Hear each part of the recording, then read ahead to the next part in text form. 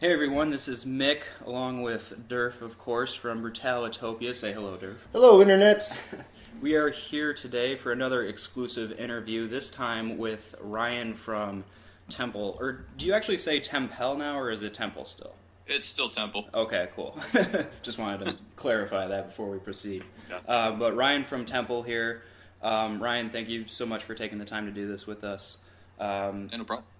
Kind of, I guess, the good starting point for you guys are a newer band for those maybe not as familiar, an instrumental kind of black metal project. Just kind of give us some perspective on kind of the beginnings of Temple and what stars aligned for Temple to become a band. Sure. We actually, our first incarnation probably was back in 2003, and we were actually a full band at that time. Okay. Right now we're a duo, and we had a vocalist, and eventually over time, other members left, including the vocalist. Okay. And we decided to continue on as a duo and just continue the instrumental route.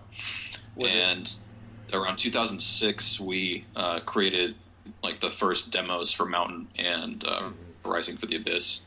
Cool. And we were pretty happy with how those turned out, and decided, why don't we just make an album, finish what we started. And eventually in 2009, we went to the studio to start the demoing process for the rest of the album, and started recording around late 2009, early 2010, the actual album part of it. Okay. And over the next 2.5 years, I'd say, we worked on the album, and eventually released it through Bandcamp digitally in August of 2012. Mm-hmm. And things kind of took off for us from there, unexpectedly. For us at least, we didn't expect anything to happen really with the album. We just put it up for our friends to hear. Sure. And people started reviewing us and giving us positive feedback, and eventually Prosthetic Records contacted us about a year later from our release, and basically they expressed a lot of interest in the album, so they loved it, and we did a deal with them, and now we're getting a proper re-release of the album. Oh, very cool. Very awesome. Very cool. Congratulations on that again, by Thank the you. way. So they contacted you said? Yeah. Okay. Yeah, they contacted us. I think it was in the summer, around July or August, and EJ, basically, he's the owner, and he just said, we love the album, we want to release it, and we worked up a deal with them, and it's been a great working relationship so far. Very cool. Very cool. I know you had mentioned that first band before you guys became the instrumental duo. Was that first band still kind of stylistically the same sounding, more or less? Or Yeah, it kind of started off, it wasn't as heavy, and a lot of the reason why the members left, because we were kind of getting into the heavier side of metal, mm-hmm. and weren't really interested in that. So keeping them motivated was a little tough, and eventually they left because they just weren't interested in it anymore. Okay. Whereas Rich and I were really just pushing forward with that kind of sound, mm-hmm. and we evolved over a couple of years dramatically, to the point where when we did the Mountain demo, we knew that was the kind of sound we wanted to go for. And that the album that you're talking about is, of course, on the steps of the Temple, that you guys put out through Bandcamp, and now. Can you talk a little bit about the re-release that's coming up with Prosthetic? I assume you guys are looking into a CD release, maybe any vinyl release. What can you tell us about that? Yeah. So originally we just released it on Bandcamp in a digital format. We didn't do any physical copies. And when Prosthetic contacted us, they said, "Hey, we're going to do a vinyl pressing and a CD, and we'll do a digital release as well through iTunes and Amazon, all that stuff." And so the vinyl is limited to 250 copies, and we just got word that they're on the verge of doing a repress. I think we're not for sure yet, though. Better hop on that before we sell out. Yeah, so it's actually I know Prosthetics warehouse is almost sold out. Oh wow. And so that's awesome. And then the CD as well, it's getting pretty limited. So we have a CD, a vinyl, and then the digital release as well coming out on Tuesday actually. Awesome. Oh, cool. Well, that's got to be pretty exciting to. I mean, in less than 2 years, you're going from releasing on Bandcamp, just hoping that your friends hear it, to getting a. Now, is it just a national release, or is it worldwide that they're? It's worldwide. That's excellent. Prosthetic is going to do a worldwide distribution with it, and so it's pretty crazy. I mean, like, I don't think either of us expected any of this to happen. We're still kind of like shocked. I think we don't like really like grasp what's happening yet. You know, it's weird. So to that end, are there any touring plans in the works for Tempel? No, not right now. First we would have to find some other members that we would get along with and really like meld with, and that's a process in itself, and we just don't have the time right now.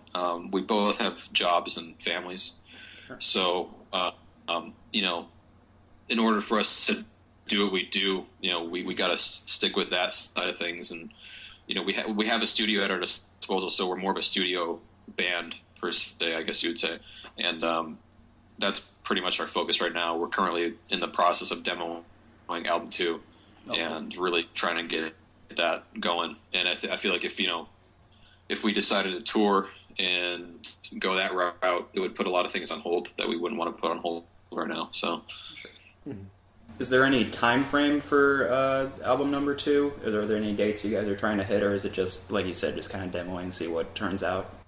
Yeah, right now it's in the demoing process. So I think we have like 4 songs demoed, and then another one that we're going to start working on here shortly, and then we'll start probably the recording in a few months for that. And obviously, since like the album's getting a re-release, like the first album, we want to kind of wait for the dust to settle on that, and let that run its course. Then we'll probably talk with Prosthetic about the second album and when we're thinking about getting that done and released. Well, so there's no set date per se. It's kind of just like we're just starting the process. Just kind of a more abstract question, just to get kind of your take on it. In the sense that you mentioned being more a studio band, at least for the time being, and how do you think that is something that kind of comes along with being a smaller project, like a duo? I know there's dozens, maybe even hundreds of like one-man projects that are obviously very studio oriented, just putting out albums. Like, what was it? Cloud Kicker does an album every like year or so. Whatever he wants. Yeah, and versus a band that just goes out, puts out an album, tours their asses off, and then brings in fans that way. So I guess, kind of as an abstract question, do you see that more as like a genre type thing, or just in whatever people are able to do? I think with how technology is allowing people these days to do that, I think that has a big part of it. With the studio, you can really use it as a tool to create pretty much anything you want. I mean, any one person could create a whole album of any genre, I think, themselves, and you wouldn't know that it's one person, because the technology really allows that, and the distribution these days, like through Bandcamp and stuff, people are able to do things like that. Whereas, the whole putting a band together and touring really is something, that's pretty conventional. So I'd say, like, I don't know, I think that for us, it's just easier to do it as a studio project because it's just what we like to do, and it's more comfortable for us. And I'm sure that people that do the same thing what we do feel the same way. Sure. They might not be able to tour or go on the road for months at a time like us. Like, we can't do that. You know what I mean? So for us to get our music out there, like, we really focus on the studio and making sure we can put the best album that we can out there. Yeah, and I'm sure in some respects that gives you more freedom towards like the songwriting process and just kind of, like you said, the creativity you can kind of put into the studio. Yeah, definitely. Because most bands don't have the convenience of a recording studio, so it's like they get a set budget and they go into a studio for a week or two, and that's their time at the studio. Whereas for us, we were able to take our time with it and work on it for like a period of 2.5 years or 3 years, and really like craft it and make sure that we were as happy as we could be with the final product. That's right. Kind of more going into the sound of the band more specifically, When you guys said you kind of branched off to be, the duo and the instrumental and everything, what was really the driving force towards you guys being more metal oriented? We always have been into like the heavier side of music.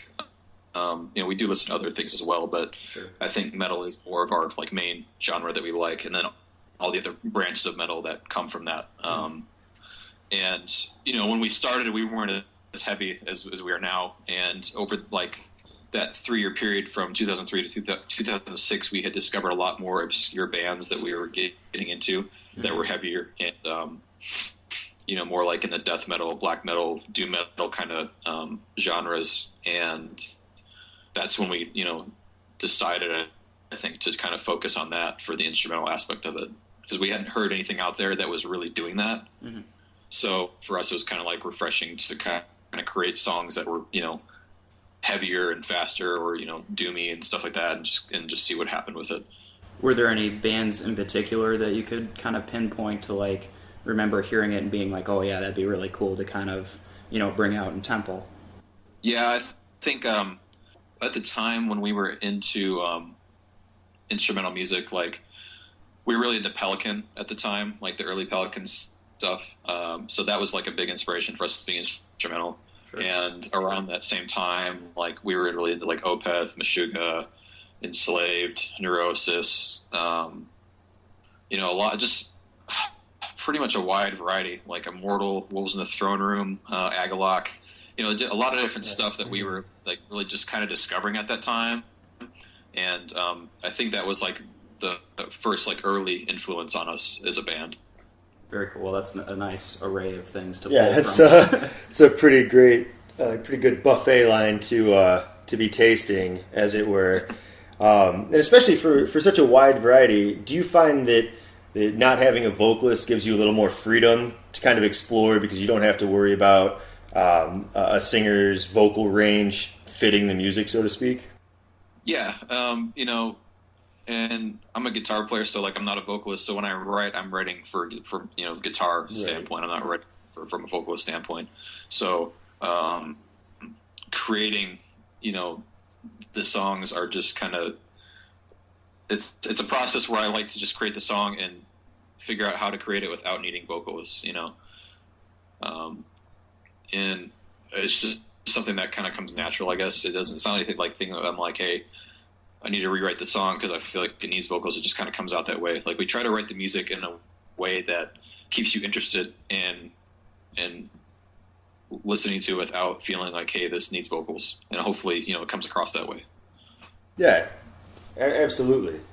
When we talked to Scale the Summit a few months ago, we asked Chris Letchford if there was any vocalist that he would want to work with, and if there's any vocalist that could, if given the opportunity, he would work with and want to incorporate into the band. And he said that there wasn't, that they're just an instrumental band. And it sounds like you guys are pretty much of the same mindset.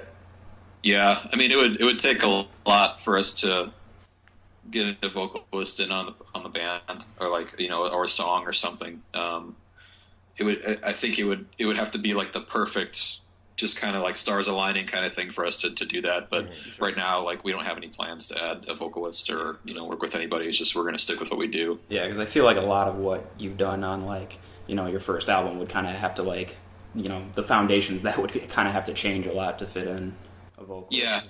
Yeah. I think it'd be hard to find a vocalist because we do a lot of different styles within the album. We have to find if we won't, but if we ever had to get a vocalist, we'd have to find someone that was pretty versatile in all aspects of metal, because we kind of do as much as we can in like within what we do. So that's very cool, and it's good to see that. I mean, maybe you have a different perspective being an instrumental musician, but it feels like, especially within metal, instrumental music is really kind of thriving right now. So I think that's very cool to see. Yeah, it's definitely it's a lot bigger than what I thought it would be, years ago. It's cool. It's definitely a lot of labels are looking at more instrumental bands and signing more, and you see a lot more of it out there, and it's pretty cool. Yeah, it certainly is great to see. just kind of to start wrapping things up here, were there any particular albums from last year that you were really keen on? Yeah, let's see. I really liked Vertical from Cult of Luna. That's probably my top album of last year. And Sub Bros is more constant than the Gods. I love that album. Yeah, that album blew me away.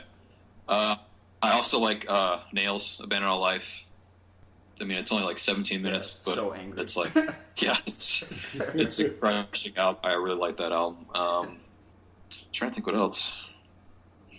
And I can't think of anything else off the top of my head. I know I had more, but yeah, those are probably like my top 3 right now that I can think of. So it's a good list of 3, that's for sure. I think you've definitely spun those records quite a bit. Yeah, probably too much. Ones. Yeah. Ryan, you watching any football today? No. Not a Don't fan? have time. Not really. I mean, it's one of those things where if I had the time to watch it, I'm sure I would, but I have so many other things going on in life. I'd rather focus on that stuff. That's usually a curveball question we always give. Yeah. So either they're usually huge on sports, or like you said, they just don't have no interest. So yeah, with musicians, you never know. Just always got to throw it out. Just pedal to the floor kind of guy. Well, I guess we always like to leave interviews off on lighter questions. For you, for Tempel, say down the road you guys do end up touring, who would be an ideal lineup that you guys would like to open for? Maybe if you had like 2 or 3 bands you could choose from right now, who would be the lineup with Tempel on the bill? That's a good question. I don't know. I guess I think Neurosis would be probably like one of the coolest bands we could ever open for. Yeah. Just because we look up to them a lot. Yeah, that's tough, man. That's a tough question. I don't know. I'd say Neurosis would probably be mine. I don't know what Rich would say. He'd probably say some obscure black metal band that he listens to, but yeah, I don't know. Well, Neurosis has a long enough discography that they could fill that spot. They can fill 2 slots for sure. Yeah. Well, everyone, this has been another exclusive Brutalitopia interview here, of course, with Ryan from Tempel.